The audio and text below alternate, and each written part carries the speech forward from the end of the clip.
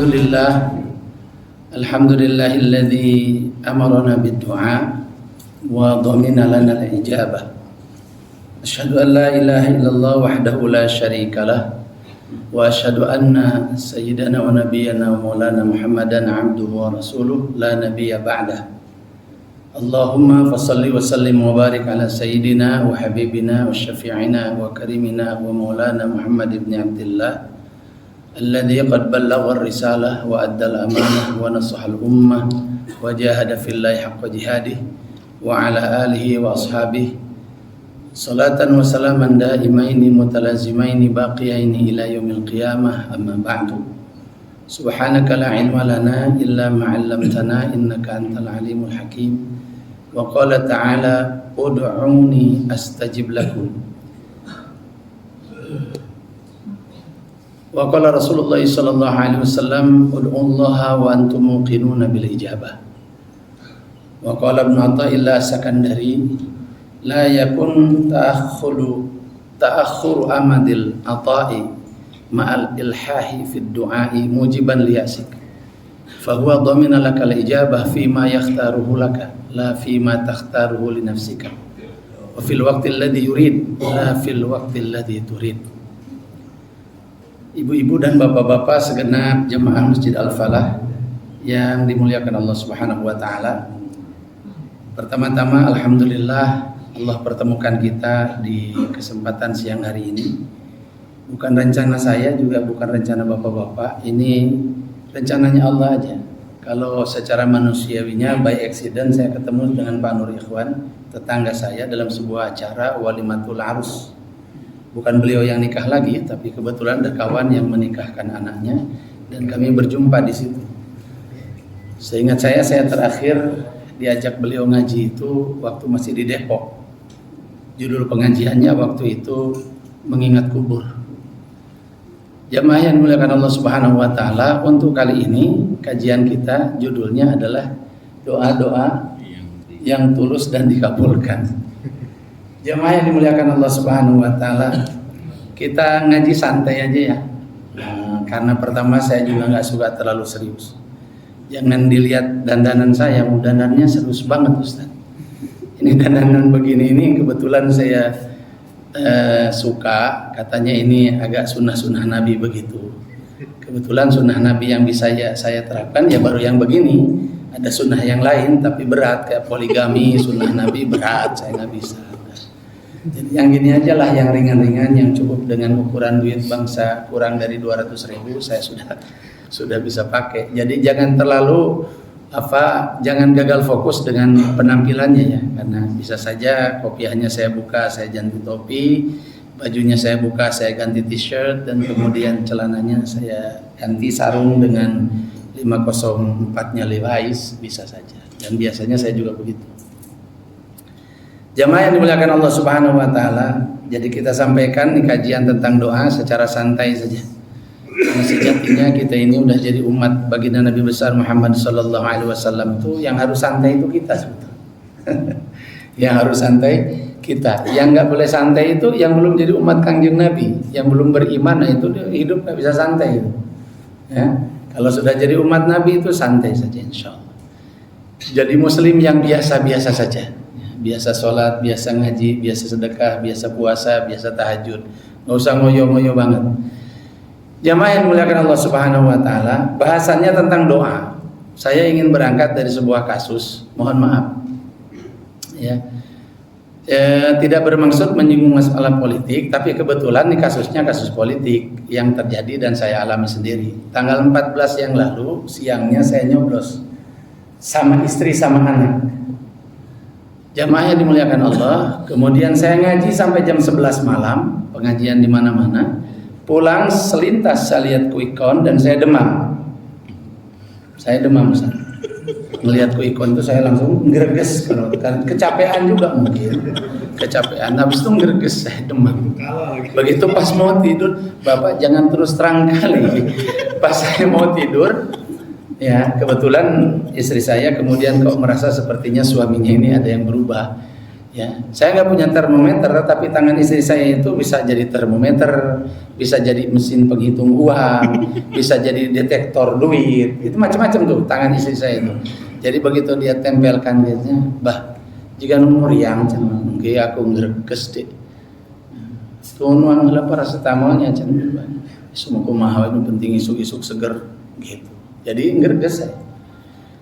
Pagi-pagi saya kemudian mikir, aku ini cari uang ustad. Kata orang saya ini ustaz, aku gak boleh kalah dengan keadaan. Saya merenung, salahku ini apa ya Allah? Salah saya itu apa? Akhirnya setelah saya merenung salah saya itu apa, saya tersenyum-senyum sendiri. Walah, salahku sendiri toh. Ternyata salah saya sendiri. Saya lupa. Saya lupa kalau saya itu pernah minta sama Allah 2014 supaya Prabowo jadi presiden. Demi Allah. Dan saya ulang lagi Pak, 2019 itu saya minta lagi sama Allah supaya Prabowo jadi presiden. Pas 14 Maret 2024 itu. 14 Maret apa Februari 2024 itu.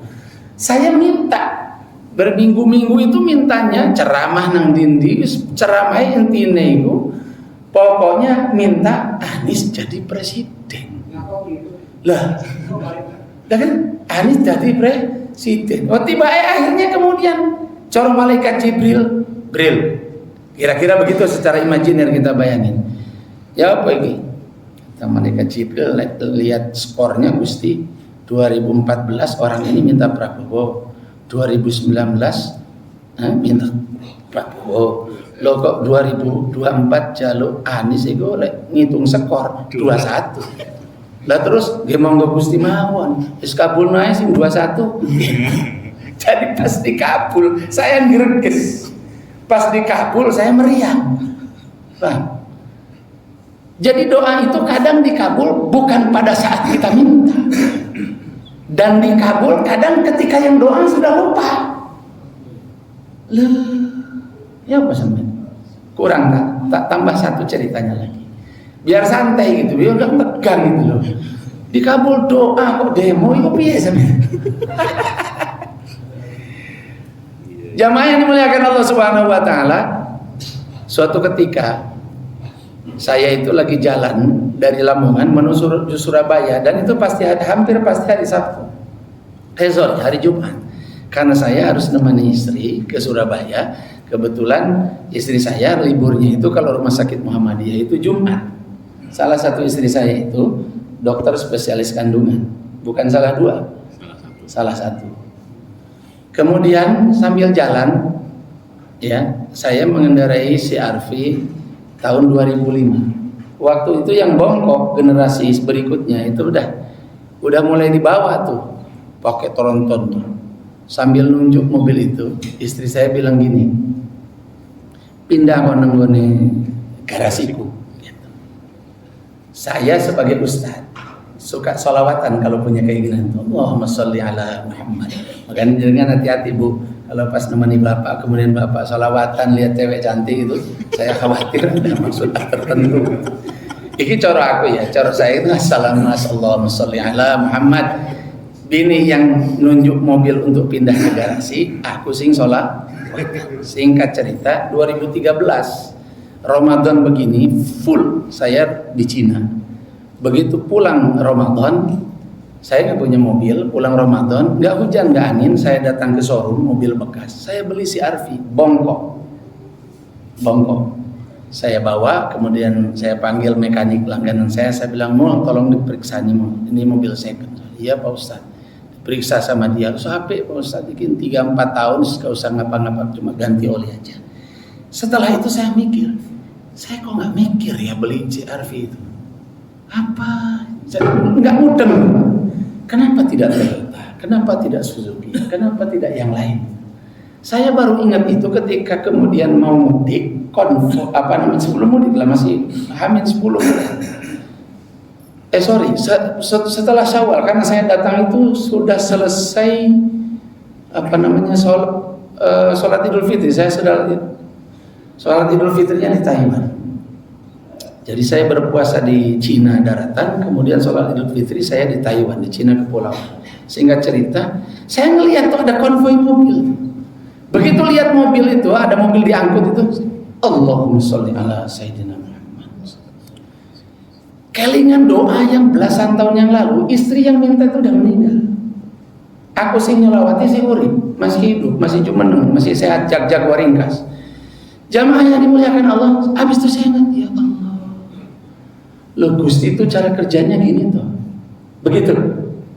Jadi yang minta siapa, yang ngelawatin siapa, yang pengen siapa, mintanya kapan, dikabulnya kapan, gitu. Oh, begini tuh salah satu cara kerja Allah dalam mengabulkan doa itu. 2. Makanya saya peringatkan panjenengan untuk yang ketiga ini. Hati-hati. Sampai rata-rata punya keinginan kawin lagi kan ketika kepala 3, kepala 4. Orang kayak Pak Nur Ikhwan tuh nggak mungkin nggak punya keinginan. Lihat aja jenggotnya itu udah kerasin.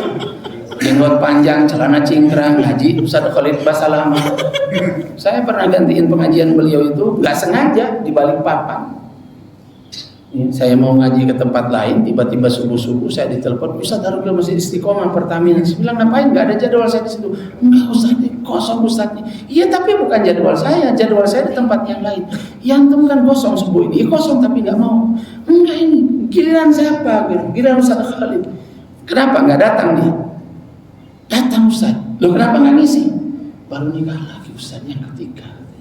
Istrinya belum sempat dijilbabi. Ini saya bukan ngomongin Ustaz Khalid untuk sohib aja. Jamaah yang dimuliakan Allah, jadi nyelengan itu mungkin pernah punya keinginan maksud saya. Hah? Saat kepala 3, 35, kemudian kepala 4 si seger-segering gitu. Si seger-segering. Hati-hati sampean pernah doain.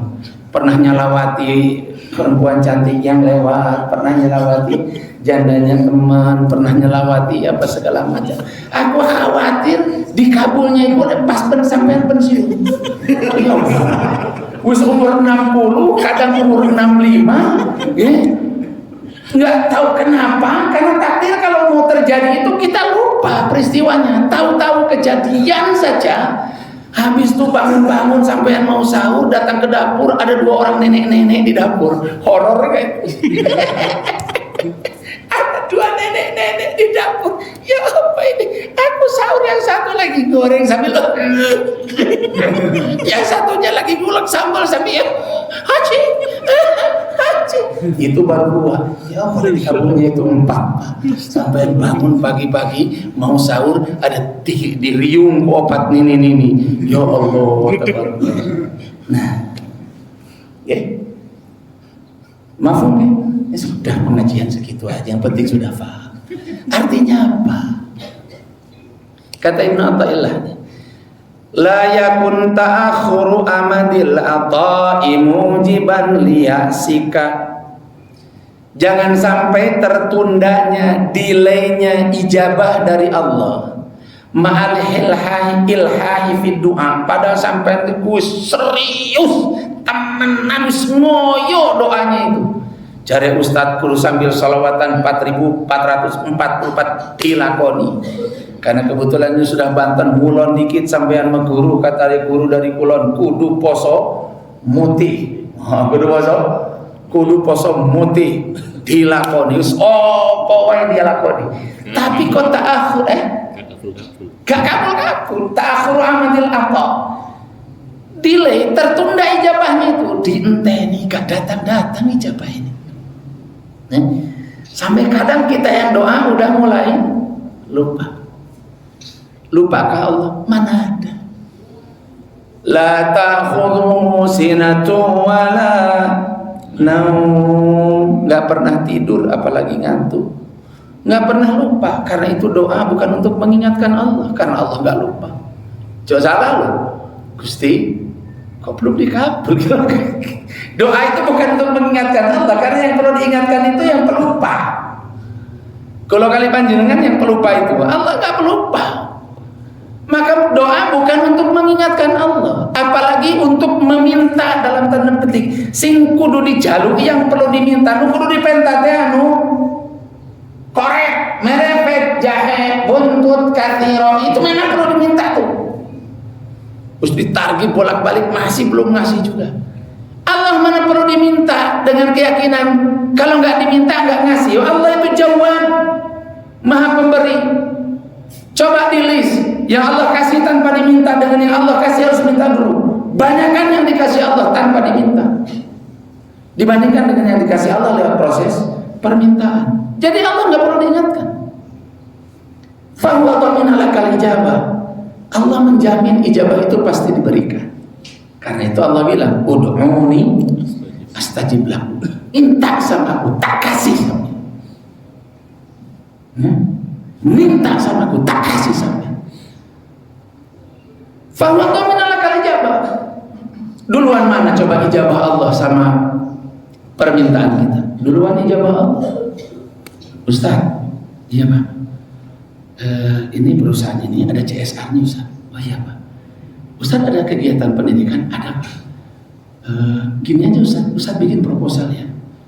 Nanti ajukan ke kantor kami.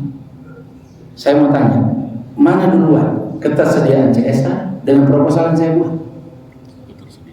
Ketersediaan CSR dibandingkan dengan dana dengan proposal yang saya bikin. Maka ijabah sama doa kita itu, ijabah itu azali, doa kita itu hadir. Ijabah itu sudah dinasti, sudah dari dulunya sudah disiapkan oleh Allah. Lahirnya kita ke dunia baru kemarin-kemarin. Yang mau doa itu loh baru lahir kemarin.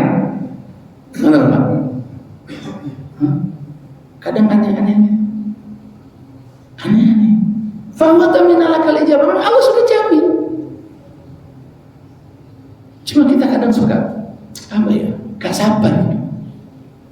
Ada tetangga saya di sudut masjid, istrinya bilang begini, Pak, beli motor lah, apa lah Pak, masa mau cek terus Bapak lama-lama kan tua juga. Zaman itu jual belum jadi kami harus naik tol itu Jati Bening.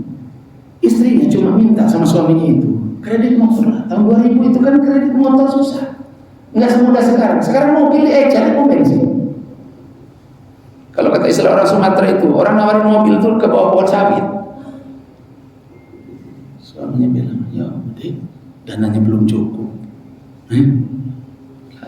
Istrinya cuma minta motor. Suaminya doa, ya Allah mau dikasih sepeda motor ya Allah. Caranya supaya kredit murah. Matahari ada undian. Masukin undian itu, hadiahnya mobil Bimantara.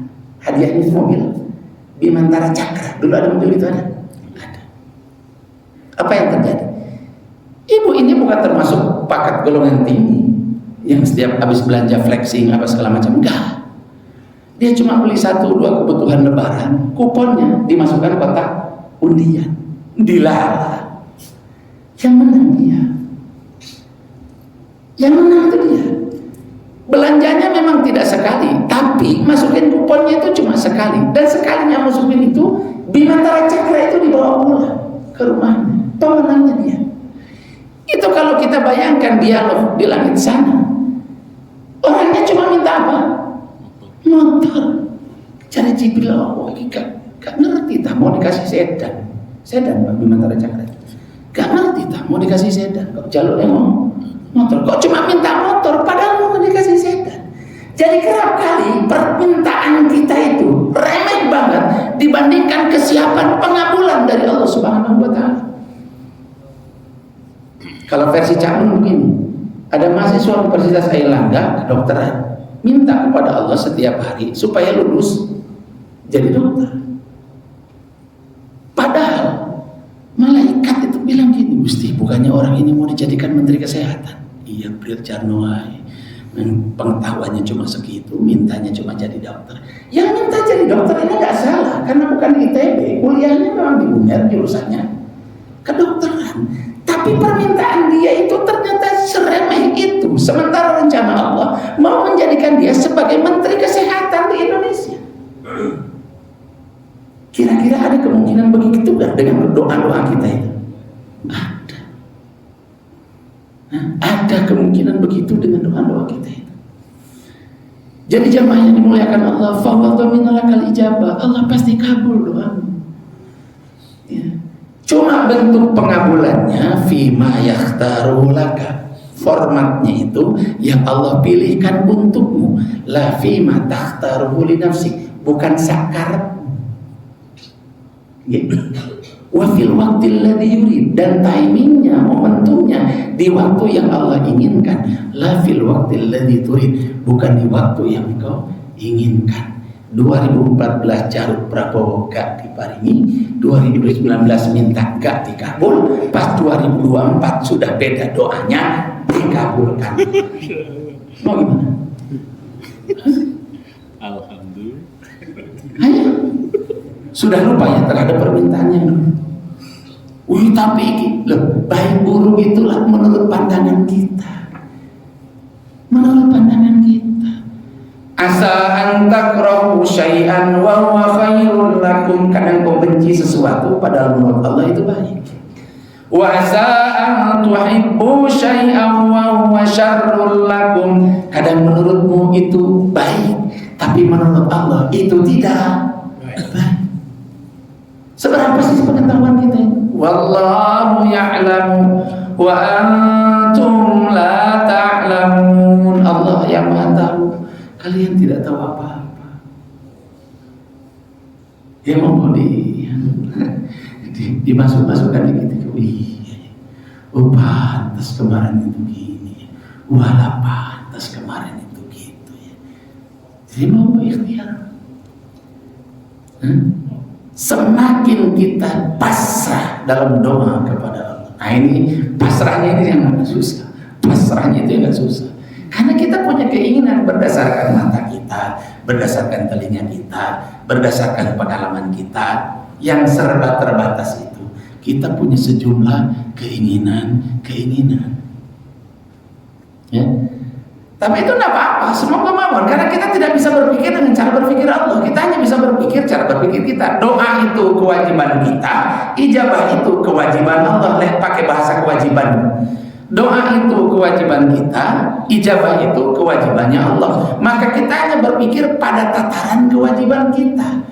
Jangan ikut capek-capek mikir pada tataran kewajiban Allah. Sempurnakan saja doa dengan keyakinan bahwa doa pasti dikabul.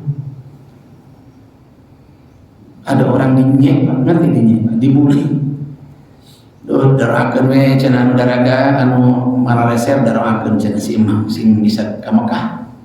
Kata pedagang warung biasa meracangan di lereng Gunung Salak, doakeun si imam sing bisa ka Mekah. Hanya kiai yang tidak membuli orang.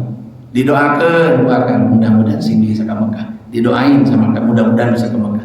Tukang ojek mah teman-teman dia suka nongkrong situ bilang, di mana lengkap, udah antri mahal.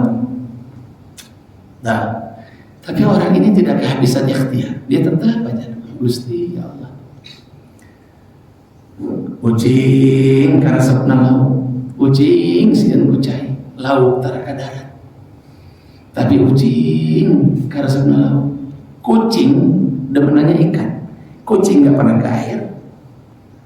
Ikan mati kalau ke darat. Tapi kucing makan aja itu kepala ikan di mana-mana. Jadi orang ini yakin betul. Doa saja.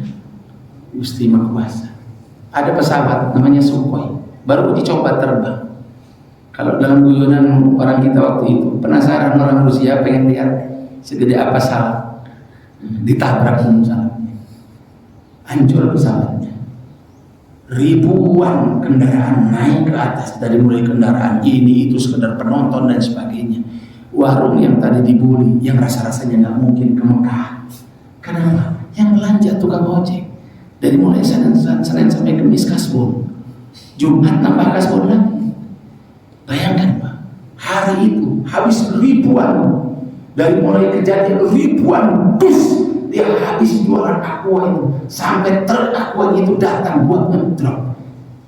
Untung suruntung luar biasa, daftar haji dia. Sekarang sudah haji status. Orang ini cuma doa aja sama. Kejadian yang sama, adabnya jatuh.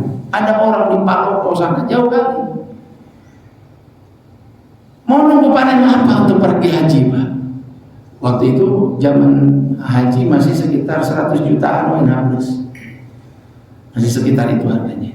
Ya, saya kebetulan lagi di Mekah ketika ada yang meledak. Apa yang terjadi kemudian? Dibuat saya bahas sama Pak Yusuf Kala yang bisa menemukan pesawat puing, pesawat Adam ya, diganjar sama Pak Yusuf Kala. Mau dikasih hadiah. Yang nemu orang semarga sama beliau. Puingnya aja sedikit, tapi dipastikan bahwa itu puing Adamnya. Mungkin ada yang masih ingat beritanya. Pak Yusuf Kala ngasih duit berapa? 60 juta. Pergi aja. Jadi yang harus kita buat, kita doa saja. Ijabahnya fawadhamin alakal ijabah, Allah pasti ijabah. Dan syarat utamanya adalah ketulusan hati dalam doa. Di samping syarat yang lainnya yang juga tidak kalah penting adalah wa mat'amu haramun wa mashrabu haramun fa anna yustajabu lah. Salah satu hal yang paling utama dari dua hal ya, yang bisa menghalangi doa cepat terkabul adalah makanan haram. Itu yang paling pokok. Makanan haram. Suatu ketika guru kami ditanya oleh muslim-muslim mu'alaf dari Inggris yang lagi pada belajar sholat. Pertanyaannya begini, Maulana, dari mana sholat khusyuk bermula? Itu pertanyaannya. Dari mana sholat khusyuk bermula? Kiai ini, syekh ini kemudian jawab, dari pasar. Oh, dari pasar. Jawabannya itu dari pasar. Nah, kok dari pasar? Dari perputaran ekonomi di pasar, dari transaksi di pasar, dari emak-emak yang belanja ke pasar, dari suami-suami yang pulang kerja atau mau berangkat kerja mampir ke pasar. Kemudian duitnya dibawa ke rumah, dimasak sama istri di dapur, dimakan sama suami, dimakan sama anak. Suami sholat, suami taraweh, istri sholat, istri taraweh.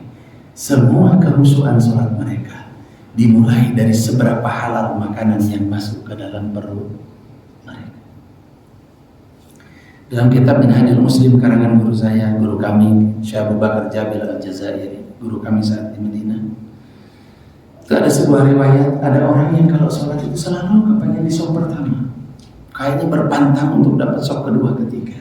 Kelihatan oleh seorang ulama pada masa itu, dipanggil anak muda kemarin, ya Kiai, kau sholat nggak usah nguyuh di sop pertama, di sop belakang juga nggak apa-apa, capek nanti. Ya tapi saya pengen di sop pengen sop pertama. Tapi yang harus paling kau jaga adalah makanan yang masuk ke mulutmu sebelum kau jaga di sop mana kamu mau sholat. Biar kata di sop pertama juga kalau makanan yang kita makan haram, nggak ngefek, nggak ngefek. Jamaah yang dimuliakan Allah Subhanahu Wa Taala itu tulus dalam berdoa. Kemudian jaga makanan. Jaga makanan. Ada seorang ulama namanya Abul Aliyah. Ya, saya baca ini dalam bukunya Syekh Asy'ari Muhammad Al-Marhum, pendiri Baitul Arqam, Darul Arqam, ada Darul Arqam. Saya baca di buku beliau itu. Abul Aliyah ini udah 30 tahun salat khusyuk. Udah pakai cara apa aja, istilah kita dulu ada terapi Abu Sangkan apa segala macam. Sangkan terusuk mana? Kurang sudah sangkan terusuk jadi terusuk. Ayo mengat ini pelatihan nanti 2 juta langsung usuk. Jadi jamaah yang dimuliakan Allah Subhanahu Wa Taala nggak bisa khusus ikut terapi ini, toriko ini nggak ada. Akhirnya dia datang kepada ibunya, "Mak, salah lahir nampaknya aku ini, Mak." Salah lahir. Itu istilah orang Arab. Ya, semoga Ibu Umar seandainya Ibu Umar tidak melahirkan Umar, gitu orang Arab kalau menyesal itu begitu. Ya. Salah lahir kayaknya aku, Mak. Salah lahir kenapa pula kau ini? Kau sudah jadi santri, jadi kiai pula, tenar pula, kondang pula kau. Kayak macam apa aku ini? Tak khusus sholatku, Mak. Tak khusus sholat. Ini kiai zaman dulu. Kiai zaman dulu. Tak khusus sholatku, Mak. Setia, Mak. Ceramah aku kesana kemari, sholat khusyuk. Sholatku sendiri gak harus khusyuk, Mak. Apa salahku? Torikot apa Jangan-jangan benar salah emak, bukan salah kamu. Mikir emaknya Pak semalaman, digituin sama anaknya, dipikirnya anaknya ini sholatnya khusyuk-khusyuk saja, fine-fine aja hidupnya. Tapi rupanya curhat sama emaknya bahwa sholatnya 30 tahun gak khusyuk. Akhirnya emaknya merasa bersalah. Jangan-jangan karena aku pula. Mikir emaknya, ketemu, wah jangan-jangan ini sebabnya. Dipanggil anak. Nah, dulu saat mak ngidam kau, ngidam, orang ngidam kan aneh-aneh aja. Saat mak ngidam kau, mak jemur-jemur pakaian di atas loteng kita punya rumah. Orang ngidam kan gak jelas keinginannya. Tiba-tiba mak ngelihat ada jemuran roti kering di atas rumah tetangga itu. Mak gak tahan, mak peti itu sejumput. Mak makan. Itulah saat mak ngidam kamu itu. Barangkali itu sebabnya. Nah, kau carilah tetangga kita dulu. Wah, pindah tugas. Dulu di Dopok, sekarang di Serpong. Rumah berpindah. Dia lacak ambil alih sama anaknya itu. Tetangga masa kecilnya dulu. Ketemulah Pak, nyuil secuil. Cuma supaya istilah kita nggak ngeces aja nih bayi. Jadi fasal. Datang pun ketika bilang sama orangnya, orang pun bilang, alah makmu itu bikin gara-gara aja, secuil aja. Ya tapi mak merasa ini jadi masalah. Udahlah aku ikhlaskan. Bila perlu mau aku bawakan lagi sekarang katanya buat makmu. Itu jadi masalah. Setelah itu kelar, apa yang terjadi dengan Abu Aliyah? Aku baru merasa sholatku khusyuk setelah itu. Ajib ya Pak ya. Yang terakhir, yang ketiga, ojo sampai nggak amar ma'ruf nahi munkar. Minimal di lingkungan terdekatku, anfusakum wa ahlikum. Nah, lihat anak subuh nggak bangun, jangan dibiarin. Lihat bini telat bangun, nggak biasanya kita yang telat. Bini yang duluan karena dia mau masak. Kita baru bangun pas hampir sahur. Paling tidak bangunin, punya supir ajak sholat. Supir kantor ini, supir kantor tapi kan supir bapak. Diajak sholat. Nah perlu itu supir bapak jadi wali gara-gara ikut bapak ini. Supirnya ustaz kemudian jadi ustaz. Ada yang begitu, ada. Supir saya udah jadi ustaz sekarang. Ikut IKADI sudah, Ikatan Dai Indonesia. Dulu nyupirin saya, sekarang dia udah ceramah ke sana kemari. Alhamdulillah, barokah nyupirin Ustaz. Sampai kemudian dia bilang, bah, saya tuh kalau ceramah niru-niru punya apa aja selama ini. Jangan lupa royaltinya bro. Kamu ceramah niru punya aku, royaltinya belum lupa. Udahlah bang, gak usah cash. Ya udah gak usah, ntar aja di akhirat dia gitu. Artinya jemaah yang dimuliakan Allah aja. Emang bapak sholat tuh gak enak gitu sampai gak ngajak orang? Ih, kesian dulu. Masa ada rawon enak ngajak orang, sop kaki enak ngajak orang, bakso enak ngajak orang, rujak enak ngajak orang, asinan enak orang Bogor ngajak orang. Giliran sholat enak gak ngajak istri. Kalau bapak gak ngajak istri sholat, bapak berarti merasa sholat tuh gak enak. Pakai pendekatan enak aja lah Pak, gak usah pakai pendekatan kewajiban. Kita kan juga merasa gak hujan, gak angin, duit gak punya, utang jatuh tempo. Tapi kalau habis sholat belum gitu. Ya, THR gak tahu turun apa enggak, dibahas mah dibahas, katanya 99 triliun kata Bu Sri Mulyani. Tapi turun apa enggak, wallahu a'lam. Jangankan kementerian lain, kementerian yang di bawah aswar beliau pun wallahu a'lam. Kadang-kadang itu kejadian turunan Quran turun daripada THR turun. Nuzulul Quran sudah, THR belum. Lailatul Qadar turun, THR belum. Ajak lah, ajak istri sholat, ajak anak sholat, ajak supir sholat, ajak tetangga sholat, ajak konco sholat. Ikut jenenge amar ma'ruf nahi munkar. Kasih hadiah kawan yang belum berjilbab dengan jilbab terbaik. Kasih hadiah bini yang belum sanggup berjilbab dengan jilbab terbaik. Kasih mute-mutenya emas murni. Nyuruh bini berjilbab. Kapan mau berjilbab? Nanti pulang umroh. Iya kalau hidup sampai pulang umroh. Kira-kira lanjut berantem ya kalau begitu cara. Ya. Bapaknya udah berjenggot, jidatnya hitam pula, celana cingkrang udah nggak sabar. Sampai bilang sama gurunya, Ustaz, gimana kalau saya kawin sama Hafidhah Alimah Ustaz? Pak lubungnya. Udah pikirannya gak gitu aja. Jangan Pak, bawalah istri. Jangan juga bilang begini, mama kalau pakai jilbab cantik deh, kayak ibu pulang. Bini kita pasti marah. Ya udah jilbabin dia jilbab. Bukan begitu caranya. Kita bawalah ke hijab store, kita bawa ke Syafira, kita bawa ke tempat-tempat tertentu. Lepas itu kita kasih, masya Allah, kita kasih mute-mute mas. Nggak disuruh pun langsung dipakai namanya. Jilbab beli dari bazar Ramadan, ya terang aja, gengsi. Nanti ada jilbab kayak begitu, pas pengajian kantor pajak 12 orang pakai yang begitu semua, kayak pengajian Mama Dede aja. Makanya amar ma'ruf nahi munkar kalau sama keluarga itu ada triknya. Kalau kita tidak amar ma'ruf nahi munkar, kalau makanan kita haram, doa kita tidak tulus, kadang Allah delay, bukan tidak akan diijabah, tapi nunggu kita diher dulu melakukan perbaikan. Amar ma'ruf nahi munkar, checklist malaikat, oke. Kemudian doanya sudah mulai tulus, oke. Kemudian makannya sudah mulai bersih, oke. Sudah mulai hijrah finansial dan lain sebagainya. Pada saat itu kita lupa kita pernah minta dikabul sama Allah Subhanahu wa taala. Nikmatilah pengabulan yang terlambat ini, mudah-mudahan bermanfaat. Saya sudah tanya Pak Nur, kata Pak Nur jangan lebih dari jam 1 karena ada yang mau makan siang. Mudah-mudahan bermanfaat, mudah-mudahan Allah Subhanahu wa taala kabul doa-doa kita. Mudah-mudahan Ramadan kita ini kita dapat ampunan dari Allah Subhanahu wa taala. Amin ya rabbal alamin. Kita doain ya tempat kerja Bapak ini bersama kementeriannya.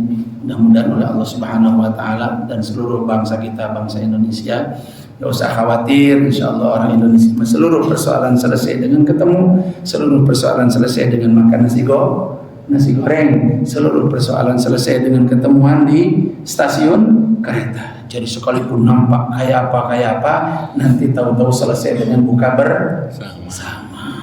Al-Fatihah. Alhamdulillah.